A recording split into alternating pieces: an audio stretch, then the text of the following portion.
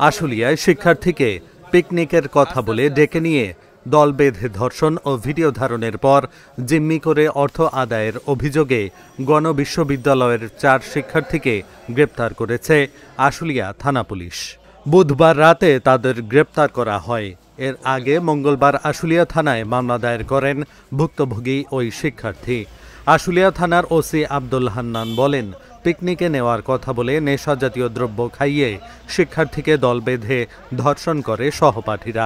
এ সময় তারা অশ্লীল ছবি ও ভিডিও ধারণ করে। পরে ভিডিও সামাজিক যোগাযোগ মাধ্যমে ছড়িয়ে দেওয়ার কথা বলে 96,000 টাকা আদায় করে। পরে আবারও শারীরিক সম্পর্কের জন্য চাপ দেয়ায় মামলা দায়ের করেন ওই ভুক্তভোগী।